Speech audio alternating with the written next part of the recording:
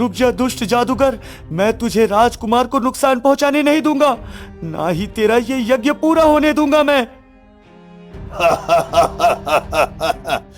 मूर्ख लड़के, तुम अंदर कैसे आए? क्या तुम्हें मेरे बहादुर शेर ने नहीं रोका? वो मुझे कैसे रोकता, मैंने तो उसे खत्म कर दिया है। वीरू, मैं तुम्हें दंड देता हूँ, तुम हमारे राज्य को छोड़कर हमेशा के लिए चले जाओ। महाराज, आपका दंड मुझे स्वीकार है, लेकिन मैं राजकुमार को ठीक करने के लिए प्रयास करता रहूंगा महाराज।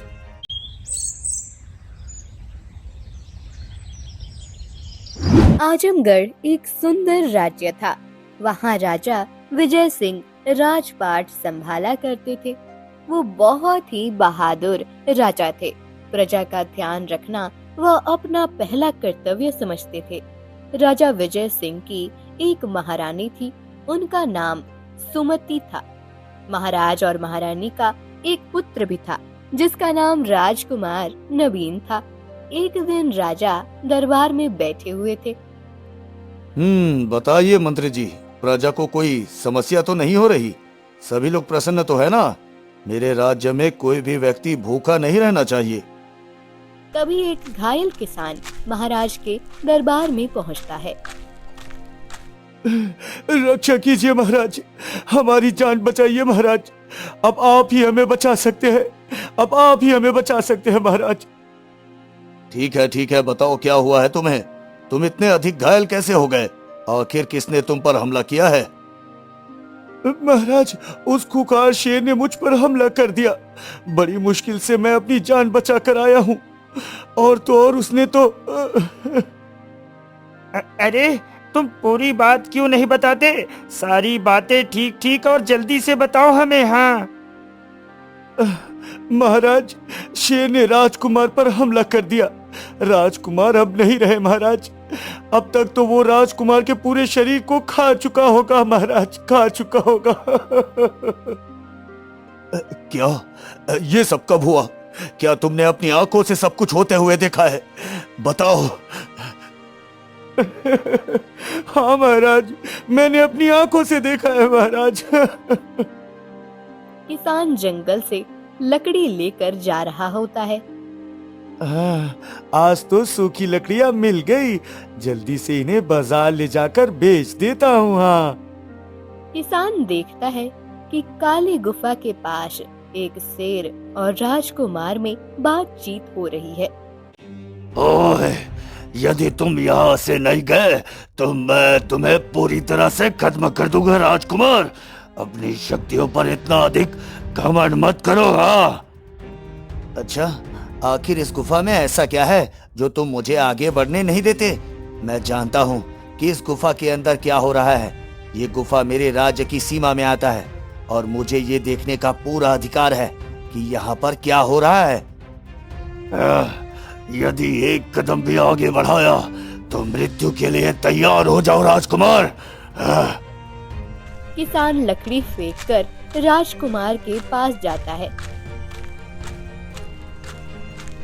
राजकुमार, यहाँ से चलिए, नहीं तो ये शेर हमें छोड़ेगा नहीं। आप हमारे एकलौते राजकुमार हैं, हम आपको कुछ नहीं होने दे सकते। चलिए राजकुमार, चलिए। नहीं, अब बात मेरे सम्मान की है। मुझे जब तक पता नहीं चल जाता कि इस गुफा में ऐसा क्या है कि वो शेर मुझे अंदर जाने से रोकता है, मैं यहाँ से नहीं जा सकता। हाँ, यदि ऐसा है तो मैं भी आपके साथ चलूंगा राजकुमार। तो फिर मैं तुम दोनों को मार देता हूँ। इतना कहकर शेर ने किसान पर हमला कर दिया। किसान वहाँ से भाग निकला।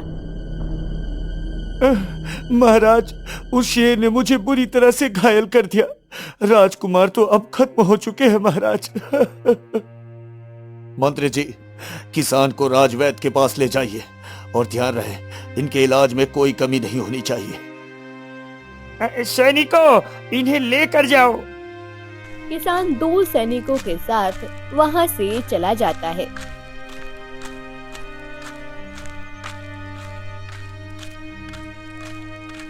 उसने मेरे एकलौते पुत्र को मार दिया। मैं अब शेर को नहीं छोड़ूंगा। मैं स्वयं जा रहा हूं और उस शेर का अंत करके ही वापस आऊंगा। तब तक रानी सुमति वहां आ जाती है। महाराज, ये मैं क्या सुन रही हूँ? राजकुमार को क्या हो गया? राजकुमार के विषय में तरह तरह की बातें हो रही हैं कि उन्हें शेर ने मार दिया। हाँ महारानी, ये सत्य है कि अब राजकुमार नहीं रहे। महारानी, राजकुमार नहीं रहे। ऐसा नहीं हो सकता महाराज। मेरा बेटा बहुत बहादुर था, उसे कोई शेर नहीं मार सकता। आप चिंता मत करो महारानी, मैं उस शेर को खत्म कर दूंगा और उसकी काली गुफा को भी, जिसके कारण हमारे पुत्र की हत्या हुई है। महाराज, आप स्वयं उस जंगल में मत जाइए, हम सभी आपके साथ चलेंगे। महाराज, महाराज, आपका वहां जाना सुरक्षित नहीं है। आप तो जानते हैं कि उस श्राप के कारण आप जंगल के उस हिस्से में प्रवेश नहीं कर सकते जहां वो काली गुफा है। हाँ महारानी, मैं उस श्राप के विषय के बारे में तो भूल गया था कि मैं उस काली गुफा के पास नहीं जा सकता। महाराज, राजकुमार तो अब नहीं आएंगे, लेकिन आप इस राज्य के राजा हैं, हम आपको नहीं खो सकते हैं महाराज। आप चिंता मत कीजिए, मैं कुछ सैनिकों को लेकर जाता हूँ महाराज, और उस शेर को मार देता हूँ। हाँ नहीं मंत्री जी, वो शेर हमें जिंदा चाहिए। हम उसे अपने हाथों से दंड देंगे।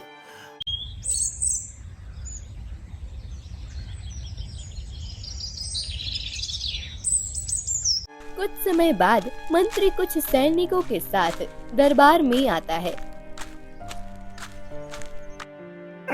महाराज, जो सैनिक शेर को पकड़ने के लिए गए थे उनका कुछ पता नहीं चल रहा महाराज। लगता है शेर ने उन्हें भी खत्म कर दिया महाराज, उन्हें भी खत्म कर दिया। क्या वो कोई साधारण शेर नहीं लगता? अवश्य ही उसके पीछे कोई जादू है। हमें अब बुद्धिमानी से काम लेना होगा मंत्री जी। राजा राज्य में घोषणा करवाते हैं कि काली गुफा के पास जो शेर बैठा हुआ है, जो कोई भी उस शेर को जिंदा पकड़कर मेरे सामने लेकर आएगा, उसे आधा राज्य दे दिया जाएगा। अरे भाई, तुमने सुना महाराज ने क्या घोषणा की है? काली गुफा के पास जो शेर बैठा हुआ है, जो भी उस शेर को जिंदा पकड़ लेगा, महाराज उसे अपना आधा राज्य दे देगा। हाँ। अरे क्या? अरे भाई, हमारी जान से बढ़कर राजपाट थोड़ी है। सुना है उसने राजकुमार जैसे वीर को खत्म कर दिया, तो हम किस खेत की मूली हैं?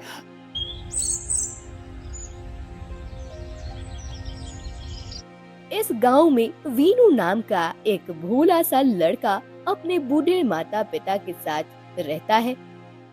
अरे इस मूर्ख लड़के से कुछ नहीं हो सकता। ये अपने वृद्ध माता पिता को 2 समय का भोजन भी नहीं खिला सकता। इससे कुछ नहीं होगा। पिताजी, मैं क्या करूं? मुझे कोई काम नहीं देता।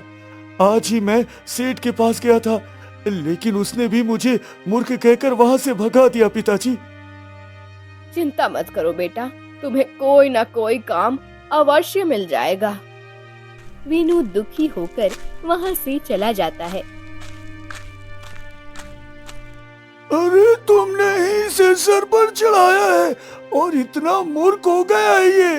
अरे अगर मैं बूढ़ा नहीं होता तो अवश्य कुछ न कुछ कर लेता, लेकिन अब मुझसे कोई काम नहीं होता, ना ही मुझे भूख बर्दाश्त होती है।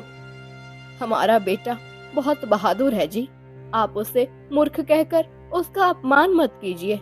मैं अभी पड़ोस से भोजन लेकर आती हूँ। वीनू अपने माता पिता की ये स्थिति देखकर बहुत ज्यादा दुखी हो जाता है। वो गांव के किनारे नदी पर जाकर बैठ जाता है।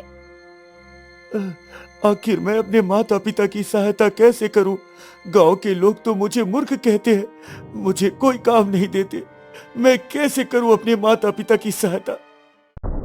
बचाओ बचाओ, मेरी सहायता करो, मैं पानी में डूब रहा हूँ, मुझे बचाओ। ये तो साधु महात्मा की आवाज लगती है। वीनू पानी में कूद जाता है और साधु महात्मा की जान बचाता है। पुत्र, तुमने इतने बड़े संकट से बचा लिया है मुझे। अगर आज तुम नहीं होते तो मैं इस पानी में डूब जाता। तुम्हारा बहुत बहुत धन्यवाद पुत्र, तुम्हारा बहुत बहुत धन्यवाद। नहीं महात्मा, इसमें धन्यवाद की कोई बात नहीं। क्या हुआ बेटे, तुम बहुत अधिक परेशान लग रहे हो। क्या हुआ मुझे बताओ।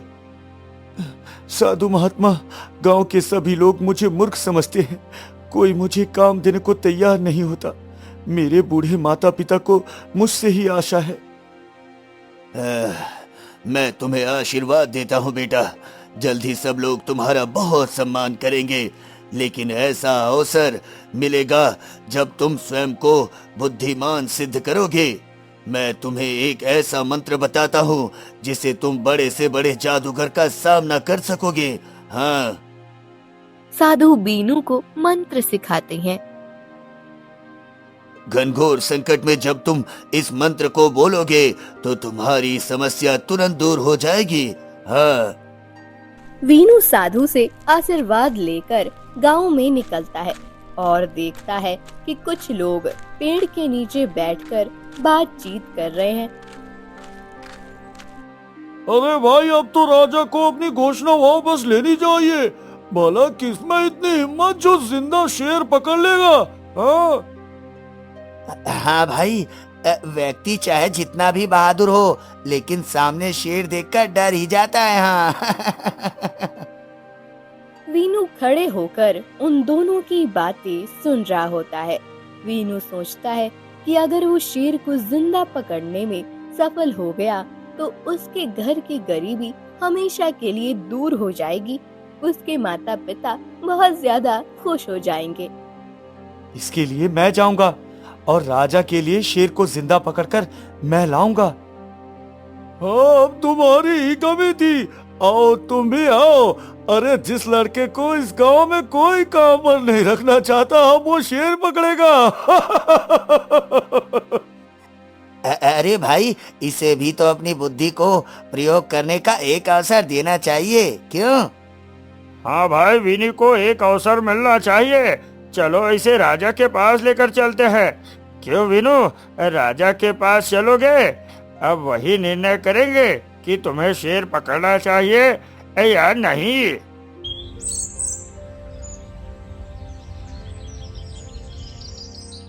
गांव के लोग वीनू के साथ राजा के पास जाते हैं। महाराज, मुझे एक अवसर दीजिए। मैं उस शेर को पकड़कर जिंदा आपके सामने लाऊंगा जिसने राजकुमार की हत्या की है। महाराज। हाँ महाराज, वीनू बहुत तेज और बुद्धिमान है। आप इसे भेज दीजिए। ये जंगल के सभी जानवरों को पकड़ सकता है। नहीं नहीं महाराज, वीनू बहुत ही भोला है। इसे वहां भेजना उचित नहीं है। यदि शेर ने इसे मार दिया तो हम इसके बूढ़े माता पिता से क्या कहेंगे महाराज। तभी साधु वहां आते हैं। महाराज, वीनू बहुत ज्यादा होशियार है। एक बार मैं पानी में डूब रहा था, तब इसने मेरी जान बचाई थी। ये अच्छा अवसर है जब ये आप सबको बता सकता है कि ये मूर्ख नहीं बल्कि बहुत बहादुर है। इसे जाने दीजिए महाराज। अच्छा ठीक है, मेरी एक शर्त है कि तुम शेर को मारोगे नहीं बल्कि उसे जिंदा पकड़कर मेरे सामने लाओगे। मैं उसे स्वयं दंड दूंगा। ठीक है महाराज, मैं शेर को आपके सामने जिंदा पकड़कर ले आऊंगा। राजा की आज्ञा लेकर वीनू जंगल की ओर चल देता है। जंगल में जब घना अंधेरा छाता है तब वो काली गुफा से कुछ दूरी पर खड़ा हो जाता है। वो देखता है कि शेर गुफा के आसपास घूम रहा है। ये शेर तो बहुत ही ज्यादा खतरनाक है। कहीं मैंने कोई गलत निर्णय तो नहीं ले लिया। लेकिन क्या फर्क पड़ता है, मुझे तो सब वैसे ही मूर्ख समझते हैं। अगर वो शेर मुझे खा ले तो भी किसी को आश्चर्य नहीं होगा, लेकिन मुझे इसे बुद्धिमानी से पकड़ना होगा। हाँ। वीनू शेर के आसपास आग जला देता है। बचाओ बचाओ, ये मेरे पास आग किसने जलाई? मुझे आग से बहुत परेशानी हो रही है। बचाओ बचाओ। अब मुझे इसके पास चलकर देखना चाहिए। यदि ये घायल हो गया है तो मैं इसे पकड़कर राजा के पास ले जाऊंगा। वीनू जैसे ही शेर के पास पहुंचता है, शेर वीनू के ऊपर हमला कर देता है और उसे घायल कर देता है। बहादुरी दिखाते हुए वीनू तलवार निकालता है और शेर पर हमला कर देता है। शेर मर जाता है। क्या ये शेर मर गया?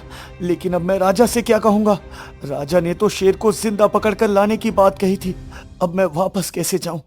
थोड़ी देर बाद शेर वहाँ से गायब हो जाता है। तभी वीनू की नजर वहाँ पड़ती है जहाँ पर राजकुमार के गहने गिरे होते हैं। ये गहने कितने कीमती लगते हैं। ये तो राजा महाराजा के गहने हैं। इसे अपने साथ लेकर चलता हूँ, बाजार में बेच दूंगा। धन इकट्ठा हो जाएगा तो माता पिता भी खुश हो जाएंगे। वीनू गहने लेकर वहाँ से जाने लगता है। तभी वहाँ पर एक खरगोश आता है। सुनो भाई, तुम कौन हो? तुम्हारे पास राजकुमार के गहने कहाँ से आए? मेरा नाम वीनू है। क्या ये राजकुमार के गहने हैं? ये तो मुझे इस गुफा के पास गिरे हुए मिले। मैं इन्हें ले जा रहा हूँ ताकि इनसे थोड़ा धन कमा सकूं। राजकुमार की जान खतरे में है वीनू, उसे बचा लो। क्या राजकुमार जीवित है? लेकिन सब कहते हैं कि राजकुमार को शेर ने मार दिया है। नहीं वीनू नहीं, राजकुमार जीवित है। जादूगर ने राजकुमार को गुफा में कैद कर लिया है और सबको लगता है कि राजकुमार मर चुके हैं। लेकिन उस खतरनाक जादूगर से कौन युद्ध करने जाएगा? मुझे तो ये थोड़े बहुत गहने मिल गए हैं। अब मैं यहाँ से चलता हूँ। हाँ। अरे मैं तो तुम्हें बहादुर समझता था, लेकिन तुम तो बहादुर नहीं, तुम तो लालची हो वीनू, लालची। तुम्हारे राज्य का राजकुमार कैद में है और तुम यहाँ से आराम से जा रहे हो। तुम जानते हो कुछ ही समय में राजकुमार की मृत्यु हो जाएगी। क्या राजकुमार की मृत्यु हो जाएगी? कैसे? उस जादूगर का यज्ञ पूरा होने वाला है। इसके बाद वो राजकुमार का दिल निकालकर यज्ञ कुंड में डाल देगा और राजकुमार हमेशा के लिए मर जाएंगे। उसके बाद जादूगर इतना शक्तिशाली हो जाएगा कि वो पूरे राज्य को नष्ट कर देगा वीनू। नहीं, मैं ऐसा नहीं होने दे सकता। मुझे राजकुमार को बचाना होगा। हाँ, मुझे राजकुमार को बचाना होगा। इतना कहकर वीनू वहाँ से गुफा की ओर चला जाता है। गुफा के अंदर जाकर वीनू देखता है कि जादूगर यज्ञ कर रहा होता है, जबकि राजकुमार बेहोश होते हैं। रुक जा दुष्ट जादूगर, मैं तुझे राजकुमार को नुकसान पहुंचाने नहीं दूंगा, ना ही तेरा ये यज्ञ पूरा होने दूंगा मैं। मूर्ख लड़के, तुम अंदर कैसे आए? क्या तुम्हें मेरे बहादुर शेर ने नहीं रोका? हाँ, वो मुझे कैसे रोकता? मैंने तो उसे खत्म कर दिया है। क्या मेरा रक्षक, मेरा शेर खत्म हो गया? हाँ, मैंने उसे मार दिया है। अब तुम्हारी बारी है, तुम्हें भी मरना होगा। वीनू साधु के द्वारा सिखाए गए मंत्र को जोर जोर से बोलना शुरू कर देता है। चुप हो जाओ, चुप हो जाओ, मुंह बंद करो। और ये अब मैं ये नहीं सुन सकता। जादूगर की शक्तियाँ कमजोर होने लगती है। वो जमीन पर गिर जाता है। तुम मुझे भले ही खत्म कर दो, लेकिन राजकुमार को तुम जीवित नहीं कर पाओगे। यदि मैं खत्म हुआ तो राजकुमार भी खत्म। नहीं, राजकुमार को ठीक होना होगा। वीनू के हाथ से तलवार लेकर जादूगर अपना गला खुद काट लेता है। इस जादूगर का तो अंत हो गया, लेकिन अब राजकुमार का क्या होगा? मुझे राजकुमार को लेकर महल चलना चाहिए। हाँ।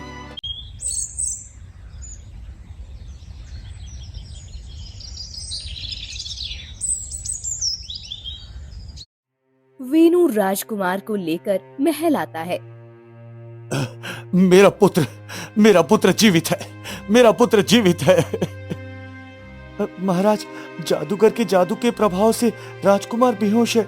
अब इन्हें उठाया नहीं जा सकता महाराज। क्या? उस जादूगर को पकड़ कर ले आओ, उसे हमारे पुत्र को ठीक करना ही होगा। महाराज, जादूगर खत्म हो चुका है। जादूगर की शक्ति अभी खत्म हो चुकी है। उसने मरते मरते मुझसे कहा था कि वो भले ही खत्म हो जाए, लेकिन राजकुमार को वो कभी होश में नहीं आने देगा। और तुमने उस जादूगर को मर जाने दिया। ये सब कुछ तुम्हारे कारण हुआ है। पहले मैंने तुमसे कहा था कि शेर को जिंदा पकड़ कर लाओ, तुमने उसे मार दिया। और वो जादूगर जो मेरे बेटे को ठीक कर सकता था, तुमने उसे भी खत्म कर दिया। शांत हो जाइए महाराज, इसमें वीनू का कोई दोष नहीं। वीनू ने तो अपनी बहादुरी से सब कुछ ठीक करने की कोशिश की थी। अब राजकुमार को ठीक करने का उपाय हमें खोजना होगा। साधु महात्मा, वीनू से कह दीजिए कि वो यहाँ से चला जाए। सब कुछ इसके कारण हुआ है। वीनू, मैं तुम्हें दंड देता हूँ, तुम हमारे राज्य को छोड़कर हमेशा के लिए चले जाओ। महाराज, आपका दंड मुझे स्वीकार है, लेकिन मैं राजकुमार को ठीक करने के लिए प्रयास करता रहूंगा महाराज। इतना कहकर भी वीनू वहाँ से चला जाता है। वो अपने घर पहुँचता है। मेरे बेटे, तुम बहुत बहादुर हो। तुम शेर को मार दिया तुमने, और तुम राजकुमार को वापस लेकर आए। देखो जी, हमारा वीनू कितना बहादुर है। इतना बहादुर है कि राजा ने इसे राज्य से निकाल दिया। ये राजा लोग ऐसे ही होते हैं, उनकी कितनी भी भलाई करो, अंत में वो दंड ही देते हैं। हाँ। क्या वीनू, तुमको राजा ने राज्य से निकाल दिया? हाँ माँ, अब मैं जा रहा हूँ, और जब तक राजकुमार को ठीक करने का उपाय नहीं ढूंढ लेता, मैं इस नगर में वापस नहीं आऊंगा माँ। वीनू दुखी मन से अपने माता पिता से विदा लेकर नगर से बाहर जाने लगता है। रास्ते में वह साधु से मिलता है।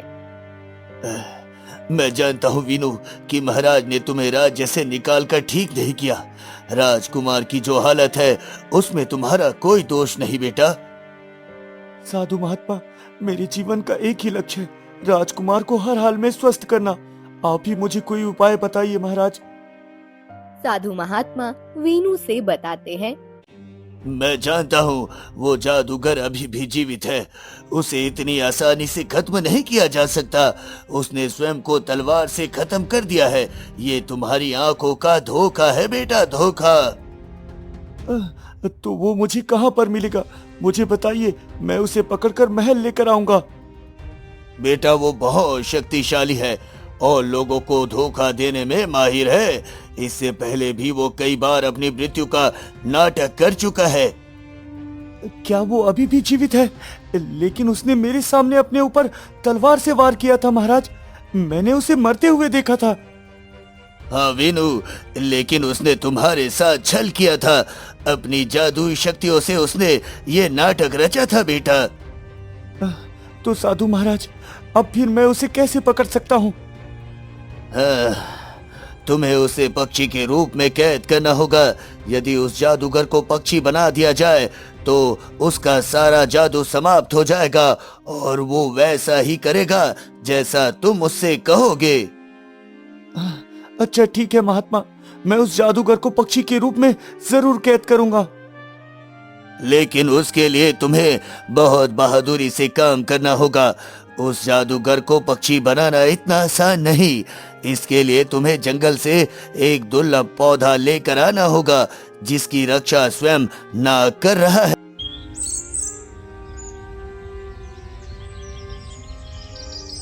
वीनू जंगल में जाता है जहाँ पर उसे खरगोश मिलता है।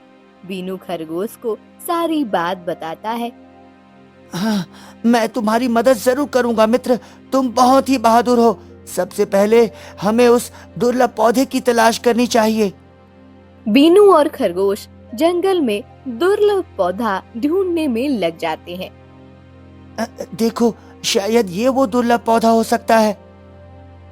हाँ, ये तो बिल्कुल वैसा ही है जैसा महात्मा ने बताया था। तभी वहाँ पर सांप आ जाता है। तुम लोग मेरे इच्छा बिना इस दुर्लभ पौधे को कहीं नहीं ले जा सकते। इस पर सिर्फ मेरा अधिकार है। नहीं, ये पौधा जंगल का है और इस जंगल पर सभी का अधिकार है, इसलिए तुम हमें पौधा ले जाने से नहीं रोक सकते। तुम बहुत बोलते हो। मैं सबसे पहले तुम्हें ही खत्म करता हूँ, उसके बाद इसे खत्म करूंगा।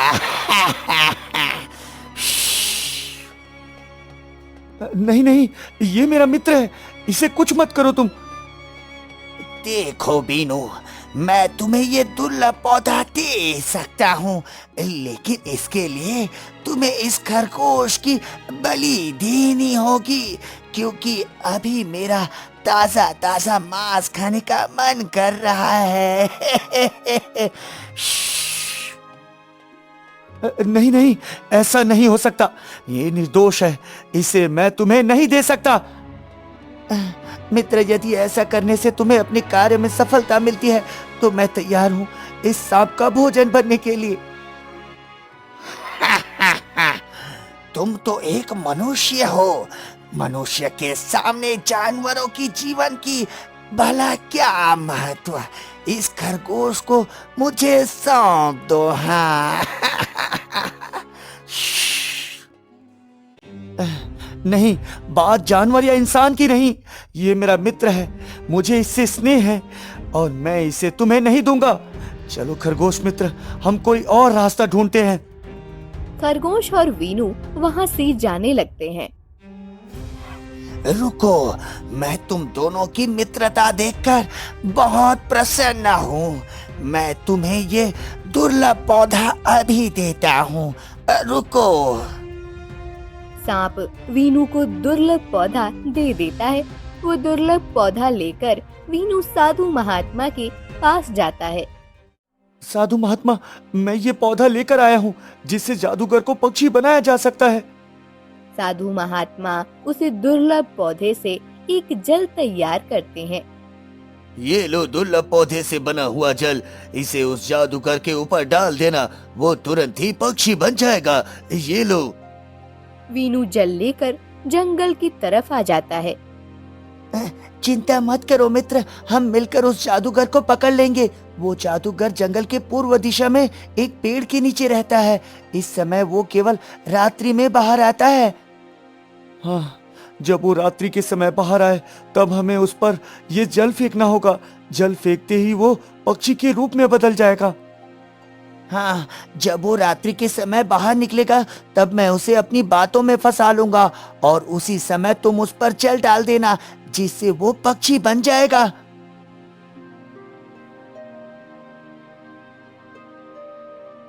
रात का घना अंधेरा होता है जब जादूगर बाहर आता है।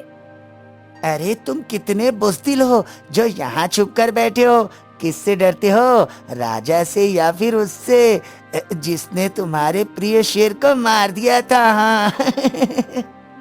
अरे तुम कौन हो और मेरे बारे में इतना सब कुछ कैसे जानते हो? अगर तुमने किसी को बताया कि मैं यहाँ पर हूँ तो याद रखना। हाँ। तब तक वीनू वहाँ पर आ जाता है। हाँ हाँ, अब तुम्हारा अंत करीब आ चुका है जादूगर, ये लो। वीनू जादूगर पे जल फेंक देता है। जादूगर तुरंत ही पक्षी के रूप में बदल जाता है। ये तुमने क्या किया? मैं उड़ क्यों नहीं पा रहा हूँ? मैं तुम्हें छोड़ूंगा नहीं। एक बार मेरी शक्तियाँ मुझे वापस मिलने दो, मैं सबको खत्म कर दूंगा। अब तुम कैद हो चुके हो, तुम्हें वही करना होगा जो मैं तुमसे कहूंगा।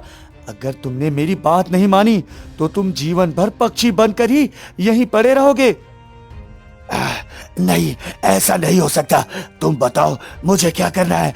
मैं तुम्हारी सब बात मानूंगा, लेकिन उसके बाद तुम मुझे मेरा पुराना रूप दे देना। हाँ हाँ। अच्छा ठीक है, मेरे साथ महल चलो और राजकुमार को ठीक कर दो। मैं तुम्हें फिर से तुम्हारा पुराना रूप दे दूंगा।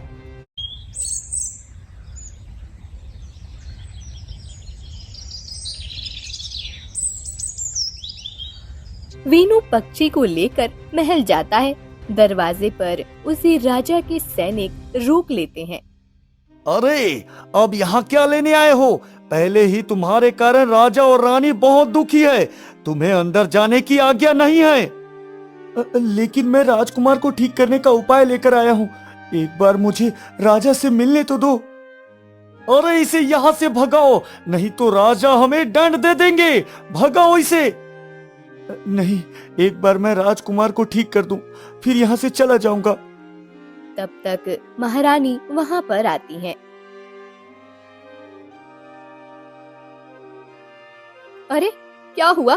तुम लोग इसे अंदर क्यों नहीं आने देते? महारानी, ये वही है जिसके कारण राजकुमार अभी तक अचेत पड़े हुए हैं। यदि उस दिन इसने जादूगर को खत्म नहीं किया होता तो राजकुमार को बचाया जा सकता था। महारानी, इसमें मेरा कोई दोष नहीं है। मैं तो ऐसा उपाय लेकर आया हूँ जिससे राजकुमार हमेशा हमेशा के लिए ठीक हो जाएंगे। इसे अंदर आने दो। आओ वीनू, अंदर आओ। मैं जानती हूँ इसमें तुम्हारा कोई दोष नहीं है। एक पिता होने के नाते महाराज ने गुस्से में तुम पर आरोप लगाए, लेकिन तुम बहुत बहादुर हो। महारानी, मुझे राजकुमार के पास ले चलिए। वैद्य जी, कोई तो उपाय होगा। मेरे पुत्र को ठीक कर दीजिए। वैद्य जी, मेरे पुत्र को ठीक कर दीजिए। महाराज, राजकुमार के ऊपर जादू का प्रभाव है, इसे वो जादूगर ही ठीक कर सकता है। लेकिन वो तो खत्म हो चुका है, वो कैसे ठीक करेगा? तब तक रानी वीनू के साथ पहुंचती है। महाराज, मैं इस जादूगर को पकड़ कर लाया हूँ। अब राजकुमार पूरी तरह से ठीक हो जाएंगे। हाँ। क्या वो जादूगर अभी तक जीवित है? कहाँ है वो? हाँ महाराज, देखिए मैंने उसे पक्षी के रूप में कैद कर लिया है। मैं राजकुमार को ठीक कर दूंगा, लेकिन उसके लिए एक शर्त है। मुझे यहाँ से सुरक्षित बाहर जाने दिया जाएगा, तभी मैं राजकुमार को ठीक करूंगा। हाँ, हम तुम्हें वादा करते हैं कि तुम्हें कोई कुछ नहीं करेगा। बस तुम मेरे बेटे को पहले जैसा ठीक कर दो। पक्षी राजकुमार के पास आता है और उन्हें ठीक कर देता है। पिताजी, मैं यहाँ महल में, लेकिन मैं तो। हाँ मेरे बेटे, तुम्हें जादूगर ने कैद कर लिया था, लेकिन अब तुम बिल्कुल ठीक हो, हमारे साथ हो। लो, मैंने अपना वादा पूरा किया, अब तुम भी अपना वादा पूरा करो वीनू। वीनू पक्षी को साधु महात्मा के पास लेकर जाता है। मैं तुम्हें जरूर इंसान बना दूंगा, लेकिन तुम्हें वादा करना होगा कि तुम अब अपनी शक्तियों का गलत इस्तेमाल नहीं करोगे। हाँ हाँ, मैं वादा करता हूँ, मैं अपनी शक्तियों से किसी को परेशान नहीं करूँगा और एक अच्छा इंसान बनकर जीवन व्यतीत करूँगा। हाँ। साधु महात्मा पक्षी को बदल देते हैं और वो इंसान बन जाता है। आपका बहुत बहुत धन्यवाद साधु महात्मा। तुम्हारा भी बहुत बहुत धन्यवाद मीनू। अगर तुम मेरे जीवन में नहीं आते तो मैं कभी भी साधारण जीवन नहीं देख पाता। तो फिर ये सिद्ध होता है कि वीनू इस पूरे राज्य का सबसे होशियार और बहादुर व्यक्ति है। वादे के अनुसार हम इसे अपना आधा राज्य देते हैं। नहीं नहीं महाराज, मुझे आपका आधा राज्य नहीं चाहिए। आप मुझे काम दिलवा दीजिए ताकि मैं अपनी वृद्ध माता पिता की सेवा कर सकूं और उन्हें भोजन खिला सकूं महाराज। अच्छा ठीक है, आज से तुम राजकुमार के प्रमुख रक्षक बनकर हमेशा उसकी रक्षा करोगे। बीनू बहुत सारा धन लेकर अपने गांव आता है। मुझे तो पहले से ही पता था मेरा बेटा बहुत बहादुर है। गांव के लोग झूठ में तुम्हें मूर्ख कहते थे। सचमुच तुमने हमारा सिर गर्व से ऊंचा कर दिया बेटा। मुझे तुम पर गर्व है। हाँ। बीनू अपने माता पिता से मिलकर बहुत खुश होता है। उसे राजकुमार का प्रमुख रक्षक बना दिया जाता है। वो बहुत ही मेहनत के साथ अपना कार्य पूरा करता है।